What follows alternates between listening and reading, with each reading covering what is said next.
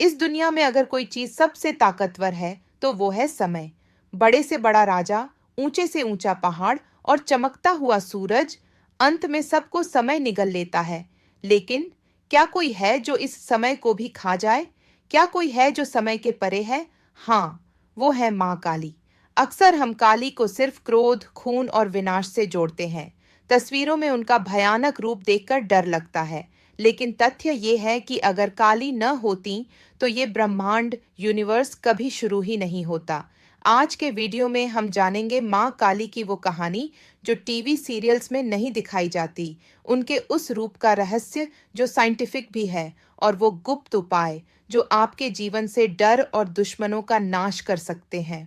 नमस्कार, एक बार फिर से स्वागत है आपका नोद तथ्य में, जहां हम आज अपने 10 दिन की यात्रा के पहले दिन पर हैं। इस सीरीज में गुप्त नवरात्रि शुरू होने से पहले हम जानेंगे 10 देवियां, 10 रहस्य, 10 महाविद्या की उत्पत्ति, उनकी शक्तियां, उनकी पूजन विधि और कुछ ऐसे उपाय जो आपकी सभी समस्याओं का समाधान करेंगे। तो चलिए बिना देर किए अंधेरे से प्रकाश की ओर चलते हैं। माँ काली की उत्पत्ति कोई साधारण घटना नहीं थी। यह तब हुआ जब देवता हार रहे थे और असुर जीत रहे थे। एक असुर था रक्तबीज। उसे ब्रह्मा जी से एक अद्भुत वरदान मिला था। उसका नाम रक्तबीज इसलिए था क्योंकि उसके शरीर से खून की एक बूंद भी अगर जमीन पर गिरती तो उस बूंद से एक नया रक्तबीज पैदा हो जाता। माँ दुर्गा उससे युद्ध कर रही थीं। वो जितने सिर काटती, जितने प्रहार करती, उतना ही खून बहता, और देखते ही देखते मैदान में हजारों लाखों रक्त बीज पैदा हो गए। देवताओं में हाहाकार मच गया। ऐसे दुश्मन को कैसे मारा जाए जो मरने से और जिंदा हो रहा हो? तब माँ दुर्गा की भ्रुकुटी यानी आईब्रोज तन गईं। उनका चेहरा गुस्से से काला पड़ गया और उनकी तीसरी आंख से एक प्रचंड ऊर्जा बाहर निकली। अंधेरा छा गया और प्रकट हुई माँ काली। काली का रूप सौम्य नहीं था, वो भूखी थी, दुष्टों के विनाश की भूख। उन्होंने रक्त बीज को मारना शुरू किया, लेकिन इस बार उन्होंने उसके खून को जमीन पर गिरने ही नहीं दिया। वो एक हाथ से असुरों का संहार करती और अपनी जीभ से सारा खून पीने लगी। सारा मैदान साफ हो गया। लेकिन असुरों का अंत करने के बाद भी माँ काली का क्रोध शांत नहीं हुआ। उन्हें रक्त प्यास चढ़ गया था। वो नाचने लगीं और उनके पैरों की धमक से धरती हिलने लगी। ऐसा लगा कि अब सृष्टि ही खत्म हो जाएगी। तब देवता भागे भागे महादेव शिव के पास गए। सब जानते थे कि शक्ति को सिर्फ शिव ही संभाल सकते हैं। शिव जी चुपचाप जाकर लाशों के ढेर के बीच लेट गए। जैसे ही माँ काली नाचते हुए वहां आई, उनका पैर शिव जी की छाती पर पड़ गया।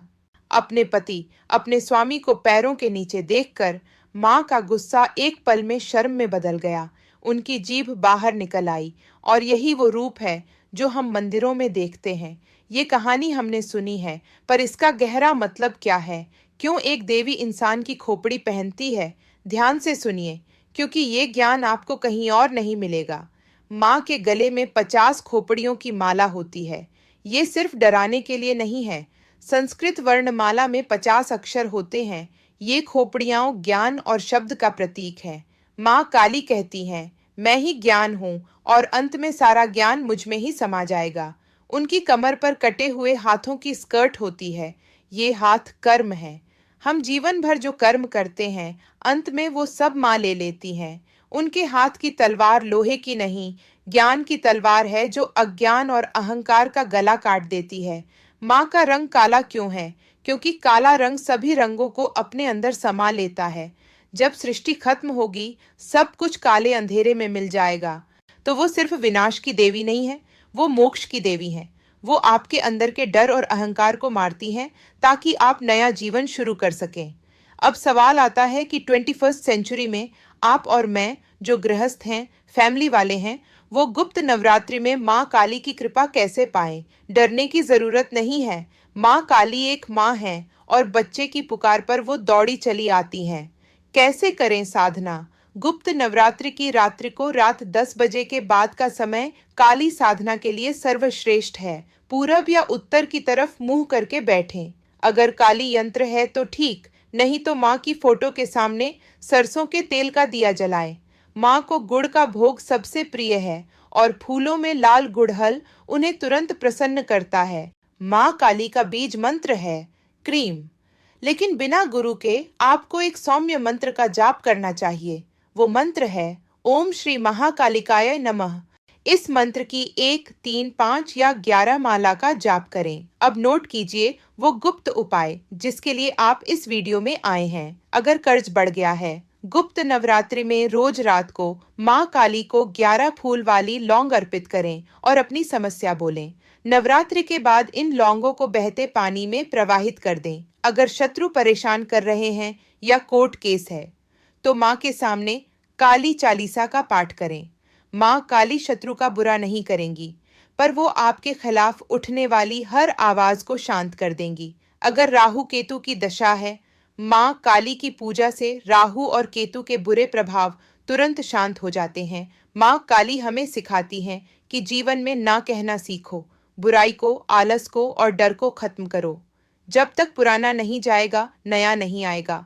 गुप्त नवरात्रि 19 जनवरी से शुरू हो रही है, लेकिन तैयारी आज से ही जरूरी है। हम ये सीरीज समय से पहले इसलिए लेकर आए हैं ताकि जब वो गुप्त समय आए तब आप खाली हाथ न हो। आपके पास ज्ञान हो, विधि हो और माँ का मंत्र हो। तो क्या आप तैयार हैं अपनी बदकिस्मती का गला काटने के लिए? अगर हाँ, तो कमेंट सेक्शन में जय माँ काली लिखकर अपनी हाजिरी लगाएं। कल हमारी इस यात्रा का दूसरा दिन है और कल हम मिलेंगे माँ तारा से, वो देवी जिन्होंने शिवजी को भी दूध पिलाया था, जो अचानक आई मुसीबतों को रोकती हैं। उनका रहस्य माँ काली से भी ज्यादा गहरा है। चैनल को सब्सक्राइब करके बेल आइकन जरूर ऑन करें ताकि कल वीडियो आते ही आपको नोटिफिकेशन मिल जाए और आपकी तैयारी में कोई कमी न रहे। जय माँ काली, जय माँ शक्ति।